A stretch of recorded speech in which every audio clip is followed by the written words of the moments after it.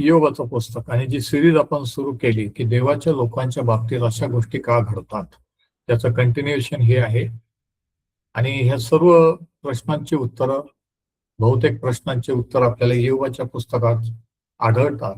म्हणून आजपासून एक नवीन संदेश मालिका मी सुरू करीत आहे, जी इयोबाच्या पुस्तकावर आधारित आहे. म्हणून इयोबाचं पुस्तक, त्याचा पहिला अध्याय तुमच्या पुढे काढून ठेवा आणि इतर काही शास्त्र भाग आले तर ते नोट डाऊन करा आणि तयार राहा.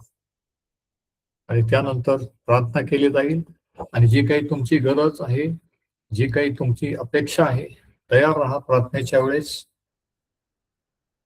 आणि अद्भुत गोष्टी आज देव त्याच्या आत्म्याने आपल्यामध्ये करणार आहे. हालेलुया. तुमच्या विश्वासाप्रमाणे तुम्हाला हो. आमेन.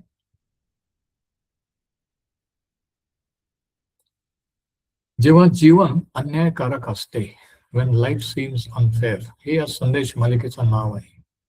आणि ही संदेश मालिका जुन्या काळातले इयोबाच्या पुस्तकावर आधारित आहे. आणि ह्याच्यातला आजचा हा पहिला भाग आहे आणि आजचं शीर्षक आहे when tragedy strikes, जेव्हा एखादे संकट ओढवते. खाली शास्त्र भाग आहे, इयोबाचं पुस्तकाचा पहिला अध्याय. आता जीवन हे कठीण आहे, आपल्या सर्वांना माहित आहे. काही वेळेस ते अन्यायकारक असं वाटतं की ज्या गोष्टीला आपण जबाबदार नाही, आपण काही कोणाचं वाईट केलं नाही, तर आपल्या बाबतीत असं का घडतं. आणि त्याच्यापेक्षा आपण देवाचे लोक असताना सुद्धा काही गोष्टी आपल्या जीवनात अशा का घडतात, अशा अनेक प्रश्नांची उत्तर देवाच्या वचनात आहेत. आणि इयोबाच्या बाबतीत जर तुम्ही वाचलं असेल तर त्याच्यासारखं दुःख कोणी कधी सहन केलेलं नाही.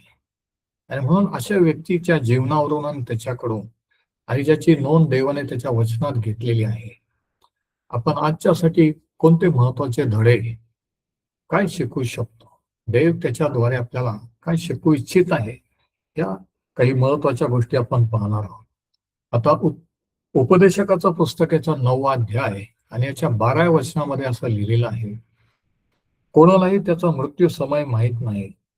जसा मासा मरण्याच्या जाळात सापडतो किंवा सापळ्यात अडकणाऱ्या पक्षाप्रमाणे, त्याचप्रमाणे जनावर मानवजात अरिष्टाच्या समयी तो त्यांच्यावर अचानक येऊन पडला म्हणजे सापळ्यात अडकतो. उपदेशक 9 आणि वचन 12. म्हणजे केव्हा काय होईल सांगू शकत नाही, असं एक माणसाचं जीवन आहे. परंतु तरी त्याच्यातून परमेश्वर आपल्याला कसं सहाय्य करतो. कदाचित आज तुम्हाला तसं वाटत असेल की जीवन कठीण आहे, अन्यायकारक आहे. तर जरा इकडे लक्ष द्या. इयोबाचं पुस्तकाचा पहिला अध्याय. आता इयोब हे सर्वात शास्त्रातलं सर्वात जुनं असं पुस्तक आहे. आणि बायबल स्कॉलर्स असं म्हणतात की अब्रामाच्या काळामध्ये हा इयोब होऊन गेलेला असा. इयोबाचं पुस्तकाचा पहिला अध्याय आणि पहिल्या वचनापासून. ऊस देशात एक पुरुष होता, त्याचे नाव इयोब असे होते. तो सात्विक व सरळ होता, तो देवाला भिवून वागे व पापापासून दूर राही. बघा, तो कोणत्या देशातला होता सांगितल्यानंतर, त्याचं नाव सांगितल्यानंतर, तो कसा होता त्याचं चारित्र्य सांगितलेलं आहे. नंतर त्याच्या कुटुंबाचा उल्लेख आहे. त्याला 7 पुत्र व 3 कन्या झाल्या, 7,000 मेंढर. म्हणजे त्याचं चारित्र्य, कॅरेक्टर सांगितल्यानंतर त्याच्या फॅमिलीचा उल्लेख आहे. पण जनरली असं होतं का? नाही. आपण विचारतो, आनंद ब्रदर तुम्हाला किती मुलं आहेत? पहिल्याने लोक तुम्ही काय करता, तुम्हाला किती मुलं आहेत? परंतु देवाच्या दृष्टीने आपलं चारित्र्य पहिल्याने आहे आणि नंतर फॅमिली किंवा मुलं. वचन 3 नंतर इस्टेट प्रॉपर्टी. वचन 3 7,000 मेंढरा, 3,000 उंट, बैलाच्या 500 जोड्या व 500 गाढवी एवढे त्याचे धन होते. त्याचा परिवार फार मोठा होता. असा तो पूर्व देशातल्या सर्व लोकात थोर होता. त्या काळामध्ये शेअर मार्केट किंवा बँक अकाउंट, इस्टेट प्रॉपर्टी ही नव्हती, परंतु जनावर, शेती वगैरे ही प्रॉपर्टी होती. आणि ती इतकी होती की पूर्व देशातल्या सर्व लोकात तो थोर होता. म्हणजे त्या काळातला तो अब्जाधीश असं म्हटलं तरी चालेल. असा तो व्यक्ती होता. परंतु पुढे जर आपण वाचलं तर अचानक काही गोष्टी ओढवल्या. 5वं वचन जर आपण वाचलं, वचन 4, त्याचे पुत्र आळीपाळीने एकमेकांच्या घरी भोजन समारंभ करीत व त्यावेळी आपल्या तिन्ही बहिणींना पंक्तीस बोलावीत. म्हणजे बहीण भावांमध्ये लग्न झाल्यावर देखील किती प्रेम होतं बघा. एकमेकांना गेट टुगेदर करीत एकमेकांची सहभागिता करत असतात. हे भोजन समारंभ आटोपल्यावर योग त्यांना बोलवून आणून त्यांची शुद्धी करी. तो प्रातःकाळी उठून त्या सर्वांच्या संख्ये इतक्या बळीचे हवन करी. म्हणजे तो योग त्याच्या मुलाबाळांसाठी कुटुंबासाठी प्रार्थना करणारा होता. किती विशेष आहे. मुलं लहान असतानाच नाही तर हे मुलं मोठे झालेले आहेत, मुले लग्न करून गेलेले आहेत, तरीही तरीही योग त्यांच्यासाठी प्रार्थना करीत होता. काही जणांना असं वाटतं की लहान मुलं असल्यावरच त्यांच्यासाठी प्रार्थना करायची. माझा प्रश्न असा आहे की तुमचे जरी मुलं मोठं होऊन गेले, तुम्ही त्यांच्यासाठी प्रार्थना करीत आहात. तो प्रार्थना करीत होत असेल आणि दररोज उठून त्यांच्यासाठी बळींचे हवन करीत असे, कारण तो म्हणे की न जाणो माझ्या पुत्राने पाप केले असेल आणि आपल्या मनाने देवाचा अवहेर केला असेल. असा इयोबाचा नित्यक्रम होता. म्हणजे एवढा श्रीमंत, एवढा मोठा माणूस असून सुद्धा त्याला प्रार्थनेला, देवाच्या भक्तीला वेळ मिळत होता. वेळ कोणाला मिळत नसतो, वेळ काढावा लागतो. देवाचं भय असल्यावर माणूस आपोआप वेळ काढतो, आपोआप देवाला प्रथम स्थान देतो. आणि हे योग करत होता. पण काय झालं माहिती का, हे सगळं सुरळीत चाललेलं असताना आपल्याला माहित नाही किती वर्ष असं चाललं, पण सर्व काही व्यवस्थित असताना अचानक नको ते घडलं. ट्रॅजेडी घडली. किती वेळेस असं होतं की सर्व काही सुरळीत नीट चाललेलं असताना जेव्हा आपल्याला वाटतं की सगळं व्यवस्थित आहे, अचानक काहीतरी घडतं. कोणीतरी सिरियस होतो, ऍडमिट होतो, ऍक्सिडेंट होतो किंवा काही. आणि तसंच या ठिकाणी झालेलं आहे. 6वं वचन बघा. एक दिवस असा आला की त्या दिवशी देवपुत्र परमेश्वरापुढे येऊन उभे राहिले व त्यांच्यामध्ये सैतानही आला. परमेश्वर सैतानाला म्हणाला, तू आता कुठून आलास? सैतानाने परमेश्वरास उत्तर दिले, मी पृथ्वीवर इकडे तिकडे हिंडून फिरून आलो आहे. आता या ठिकाणी सीन चेंज झालेला आहे. पृथ्वीवरून लगेच स्वर्गीय सीन आहे की स्वर्गात काय चाललेलं आहे याचा उल्लेख आहे. की स्वर्गामध्ये सर्व देवदूत जमलेले आहेत, देवापुढे मीटिंग भरलेली आहे आणि त्याच्यामध्ये सैतान देखील पृथ्वीवर हिंडून फिरून आलेला आहे. याचा अर्थ सैतानाला अखंड सृष्टी पृथ्वीवर फिरायला देवाने प्रवेश दिलेला आहे. म्हणून शास्त्र सांगतं 1 पेत्र 5 आणि 8 मध्ये की तो गरजणाऱ्या सिंहासारखा, तो गरजणारा सिंह नाही, जरा ऐका, गरजणाऱ्या सिंहासारखा कोणास गिळावं हे पाहत फिरतो. म्हणजे तो अजून फिरतो. आणि या ठिकाणी काय झालं की तो पृथ्वीवर हिंडून देवापुढे आला. वचन 8, परमेश्वराने सैतानाला विचारले, माझा सेवक इयोब याच्याकडे तुझे लक्ष गेले आहे काय? आता परमेश्वराने विषय काढलेला आहे की इयोबाकडे तुझं लक्ष गेलं का? कारण इयोबाविषयी देवाला अभिमान आहे. आज तुमच्याविषयी त्याला अभिमान आहे का? तो सैतानाला परमेश्वर साक्ष देतोय की अख्ख्या पृथ्वीवर खिंडून आला, पण माझा सेवक योग याच्याकडे तुझं लक्ष गेलंय का? म्हणजे बघा, योग पृथ्वीवर त्याचं कर्तव्य करत होता, मुलाबाळांसाठी प्रार्थना सर्व व्यवस्थित हँडल करत होता. परंतु स्वर्गात त्याचे प्रतिसाद काय म्हटले, देवाला काय वाटत होते त्याला माहित नसेल कदाचित. पण या ठिकाणी परमेश्वर त्याची साक्ष सैतानाला देत आहे. भूतलावर त्याच्या तोडीचा सात्विक, सरळ, देवाला भिवून वागणारा व पापापासून दूर राहणारा असा दुसरा कोणी नाही भूतलावर. फक्त एखाद्या देशात, एखाद्या शहरात नाही, अख्ख्या जगामध्ये विचार करा. म्हणजे काय अख्ख्या जगात योगासारखं कोणीच नव्हतं? नाही. हेच शास्त्र सांगतं की त्याच्यासारखं कोणी नव्हतं आणि हे परमेश्वर स्वतः सांगतं. विचार करा. योग काही साधा माणूस होता. वचन 9, सैतानाने परमेश्वराला उत्तर दिले की योग देवाचे भय काय फुकट बाळगतो? आता देवाचं आणि सैतानाचं संभाषण आहे आणि सैतान म्हणतो की उगीच तो भक्ती करतो, उगीच बाळगतो का?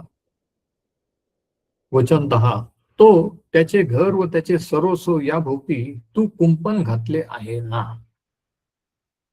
हे कोण म्हणतो? सैतान. आता इयोबाला हे माहित नाही, पण इयोबाने विश्वासाने तो प्रार्थना करत आहे, बळी हवन करीत आहे, जे त्याला माहित आहे करायला पाहिजे ते करत आलेला आहे.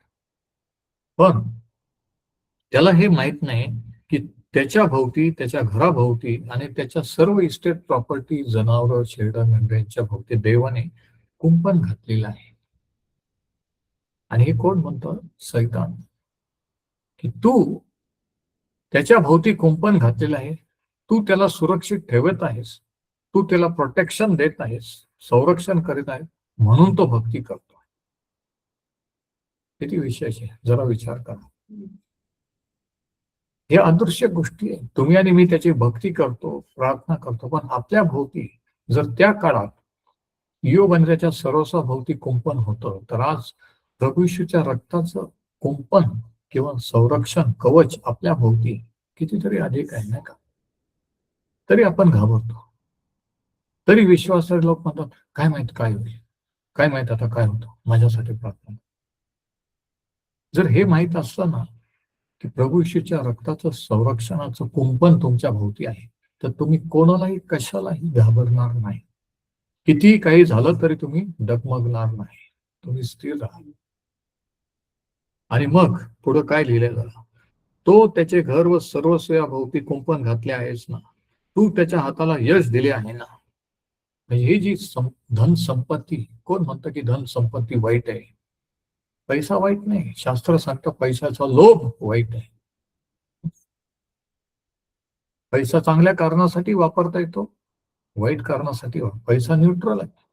पण कोणाच्या हातात आहे, चांगल्या माणसाच्या की वाईट माणसाचा, त्याच्यावर त्याचा उपयोग अवलंबून आहे. आणि या ठिकाणी देवाने त्याला धन संपत्ती दिली.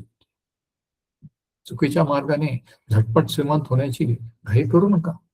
जगाचे मार्ग अवलंबू नका. देवाचा एक मार्ग आहे समृद्ध होण्याचा, आणि जगाचा, सैतानाचा एक मार्ग आहे. आणि आज असंख्य देवाचे लोक चुकीच्या मार्गाने ह्या बाबतीत सैतानाच्या बळी पडलेले आहेत. ते चर्चला येतात, प्रार्थना सर्व करतात, पण नको त्या गोष्टी सुद्धा करत आहेत, ज्या करायला नाही पाहिजे. धन संपत्तीचा लोभ आहे, गुप्त गोष्टी आहेत ज्या देवाला त्यांना माहित आहे. तर पर सैतान म्हणतो, तू त्याच्या हाताला यश दिले आहेस ना, व देशात त्याचे धन वृद्धी पावत आहे ना. तू यश दिले म्हणून, म्हणजे काय देव यश देतो, देऊ शकतो? हो. त्याने योबाला यश, हे जे इस्टेट प्रॉपर्टी, हे जे सर्व त्या देशात त्याच्यासारखा महान, हे कशामुळे होतं? देवामुळे. आपल्याला वाटतं की देवामुळे नाही, ते चुकीच्या मार्गाने केलं तरच आपण टॉपला जाऊ शकतो, तरच आपण श्रीमंत होऊ शकतो. असं नाही. आपल्याला वचन माहित, ज्ञानाच्या अभावाने देवाच्या लोकांचा नाश होत आहे. कोणतं ज्ञान? तिकडं क्वालिफिकेशन आहे, ग्रॅज्युएट, पोस्ट ग्रॅज्युएट, डॉक्टर, पण हे देवाविषयीचं, देवाच्या वचनाचं ज्ञान, ह्या बाबतीत लोक अडाणी आहेत. देवाचे लोक अडाणी राहिलेले आहेत. आणि म्हणून चुकीचे मार्ग अवलंबतात, चुकीचे विचार करतात, आणि मग प्रॉब्लेम करून मग नंतर देवाचा धावा करतात. आता या ठिकाणी सैतान म्हणतो की तू त्याला यश दिले, तू त्याच्या भोवती कुंपण घातले, म्हणून तो हे करतो.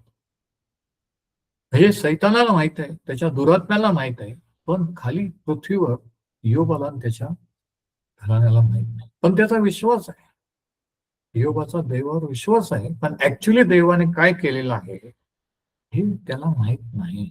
ऐकून घ्या. देवाची स्तुती असो, हे बिहाइंड द सीन, पडद्यामागचं चित्र देवाच्या वचनात त्याने आपल्या पुढे ठेवलेलं आहे.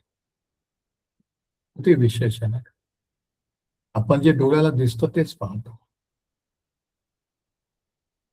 आणि मग पुढे काय झालं बघा, सैतान काय म्हणतो बघा, वचन 11, तू आपला हात पुढे करून त्याच्या सर्वस्व लावून तर पहा. म्हणजे काय? की हात पुढे करून म्हणजे तू त्याला शिक्षा देऊन बघ, तू तुझा हात, तुझं संरक्षण बाजूला काढ, म्हणजे तो तुझ्या तोंडावर तुझा अवेअर करेल किंवा तुला शाप देईल. परमेश्वर सैतानास म्हणाला, पहा, त्याचे सर्वस्व तुझ्या हाती देतो, मात्र त्याला हात लावू नको. मग सैतान परमेश्वरासमोरून निघून गेला. आणि मग आपल्याला माहित आहे की एकामागून एक ट्रॅजेडी घडली. त्याचे जनावर जे शेतात होते त्यांच्यावर हल्ला झाला, ते पळून नेण्यात आले. त्यांचे मुलं ज्या ठिकाणी एकत्र बसले होते सहवासात पार्टी करीत जेवण करीत, ते घर त्यांच्यावर कोसळले. एकाच दिवसात 10 मुलं नष्ट झाली. पुढं तुम्ही वाचा. एकाच दिवसात सर्व काही जे होतं ते गेलं. विचार करा.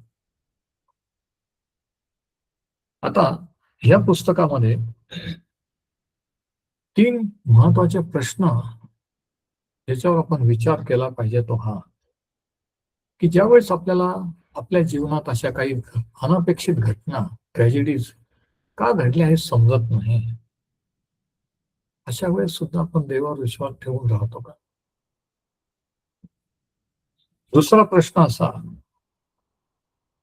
की दुःखाच्या प्रसंगी आपण देवावर खरंच भरोसा ठेवू शकतो का? अवलंबून राहू शकतो का? आणि तिसरा प्रश्न, की देव परमेश्वर पुरेसा आहे का? की देव प्लस संपत्ती, देव प्लस मित्रमंडळी, देव प्लस कोणीतरी, की फक्त देव परमेश्वर पुरेसा आहे का? आता अनेकांनी योगाचं पुस्तक वाचलेलं आहे, कदाचित तुम्ही वाचलेलं असेल. परंतु ह्या गोष्टी योगाच्या जीवनात का घडल्या हे क्वचितच लोकांना माहित आहे. की काय घडलं हे माहित आहे, परंतु देवाला काय साध्य करायचं होतं, हे का बरं होऊ दिलं? देवाचा उद्देश नेमका काय होता?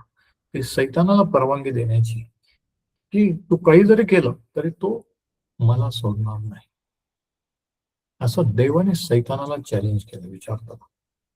आणि अख्ख्या शास्त्रात एकच माणूस आहे की ज्याच्याबद्दल देवाने सैतानाला चॅलेंज केलं, आणि तो म्हणजे योग. देवाला एवढा भरोसा, एवढी गॅरंटी होती की काही जरी झालं तरी तो मला नाकारणार नाही, काही जरी झालं तर. आणि मग सैतानाने एका मागून एक आधी त्याची प्रॉपर्टी गेली, मग त्याची मुलं बाळ गेली, आणि नंतर आपण पाहिलं तर त्याच्यावर वेगवेगळे दुखणे आजार आले, मानसिक शारीरिक त्रास झाला. या सर्व गोष्टीतून तो गेला. म्हणून ह्याच्यावरून देवाचे लोक तुम्ही आणि मी आज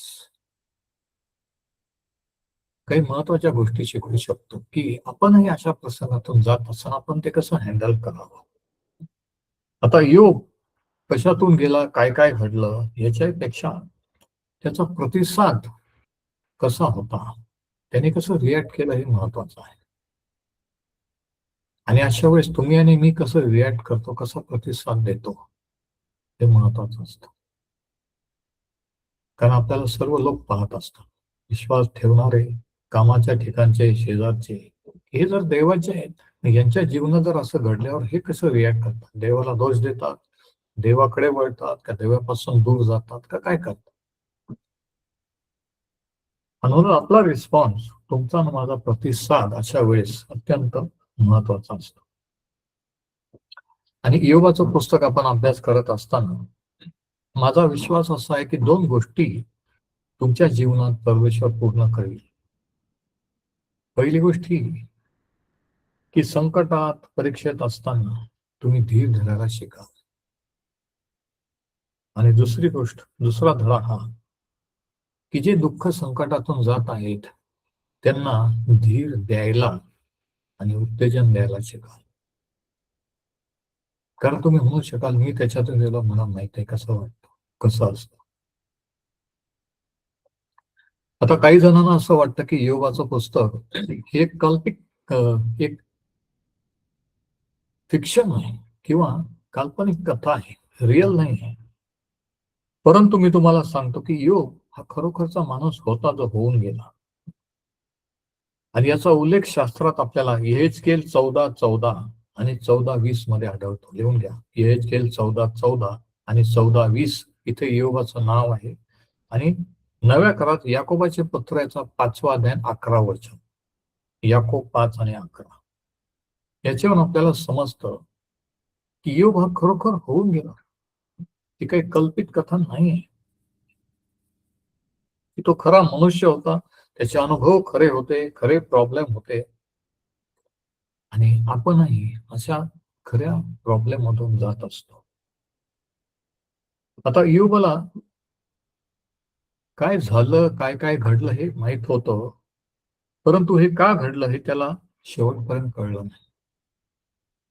योबाच्या पुस्तकाच्या शेवटी ज्यावेळेस त्याने परमेश्वरला प्रश्न विचारले, परमेश्वर त्याच्याशी बोलला, पण ह्या प्रश्नाचं उत्तर दिलं नाही. जरा ऐका की हे का घडलेलं आहे, ते विषयाचे नाही.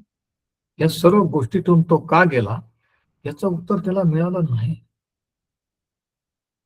त्याच्या आयुष्यात, त्याच्या हयातीत. आणि तुम्हाला ना मलाही कदाचित आपल्या हयातीत काही गोष्टी का घडल्या, असं का झालं, तसं का नाही झालं, याचे उत्तर मिळणार नाही.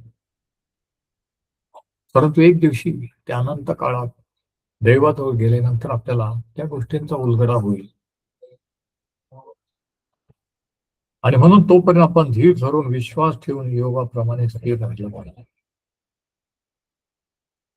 आता काही महत्वाच्या धडे आपण ह्याच्यावर करून शिकू शकतो. तर लिहित असाल तर 4 महत्वाचे धडे आपल्याला या शास्त्रभाग जो आपण वाचला ना आतापर्यंत जे पाहिलं त्याच्यातून 4 महत्वाचे धडे शिकायला मिळतात. पहिलं हे की सर्व गोष्टीमध्ये किंवा सर्व परिस्थितीमध्ये देव सार्वभौम आहे. God is sovereign in all things. काही घडलं, जगाची उलथापालट झाली, पर्वत सागर तरी बुडाले, समुद्राच्या लाटा उसळले, तरीही देव सार्वभौम आहे. सर्व गोष्टी त्याच्या नियंत्रणाखाली, कंट्रोलमध्ये आहे. त्याच्या नियंत्रणाच्या बाहेर काही जात नसतं. आपल्याला वाटतं पण त्याचा कंट्रोल, त्याचं नियंत्रण नाही, कारण तो सार्वभौम आहे. आणि जर त्याचं सृष्टीवर, जगावर नियंत्रण आहे तर तुमच्या आणि माझ्या जीवनावर नसेल. जर प्रभूश्वरी म्हटलं की चिमणी जरी पडली तरी माझ्या स्वर्गीय पित्याला कळतं, जर त्याने म्हटलं की तुमच्या डोक्याचे केस देखील मोडलेले आहेत, तर मग दररोज बारीक सारीक गोष्टी ज्या आपल्या जीवनात घडतात ते त्याला दिसत नसेल, पण तरी आपल्याला वाटतं की देवाला काही माहित नाही किंवा त्याचं लक्ष नाहीये, त्याला काही कळत, पण तसं नाहीये. म्हणून पहिला धडा हा हा जो सीन आपण वाचला त्याच्यातून की देव परमेश्वर सर्व गोष्टीवर सार्वभौम आहे. पहिला पॉइंट. दुसरा धडा हा की सैतानाला आजही देवाजवळ प्रवेश आहे. जरी तो एकेकाळी आद्य देवदूत लुसिफर होता, सैतान झाला, परंतु आजही तो देवाच्या सानिध्यात जाऊ शकतो. त्याला एंट्री आहे.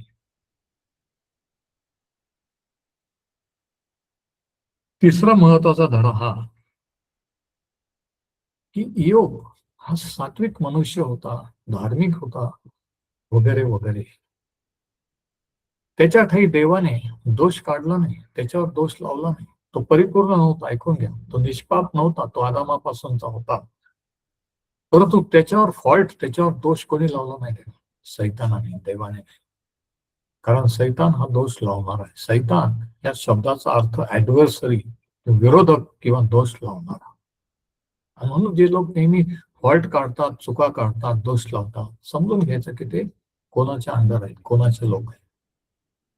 की सैतान हा दोष लावणार आहे. देवाने दोष नाही लावणार योबावर, पण सैतानाने लावला. हा तिसरा धडा. आणि चौथा धडा हा की देवाच्या परवानगीशिवाय सैतान देवाच्या लोकांना स्पर्श करू शकत नाही.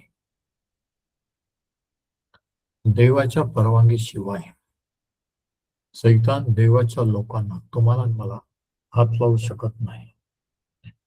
ज्यावेळेस देवाने परवानगी दिली, अगोदर इस्टेट प्रॉपर्टीवर, फॅमिलीवर, नंतर त्याच्या शरीरावर, तेव्हा सैतान ह्या हे आघात, ह्या ट्रॅजेडीज योगावर आणू शकतात. तोपर्यंत काही करू शकत. उलट त्याने म्हटलं की तू त्याच्या भोवती कुंपण घातलं आहे. म्हणून चौथा महत्वाचा धडा की देवाच्या परवानगीशिवाय सैतान, म्हणून जे लोक म्हणतात ना, लोक म्हणजे देवाचे लोक, नाही नाही, सैतान पण तेवढाच पॉवरफुल आहे, सैतानाला तेवढंच सामर्थ्य आहे. त्यांना शास्त्र माहित नाही. ऐका मी काय म्हणतो ते, त्यांना बायबल माहित नाही. देव निर्माण करता आहे. सैतान लुसिफर होता, आद्य देवदूत होता, देवाची निर्मिती आहे, आणि निर्माण करता निर्मितीपेक्षा श्रेष्ठ असतो. म्हणून सैतान आणि देव इक्वल, समान होऊ शकत नाही.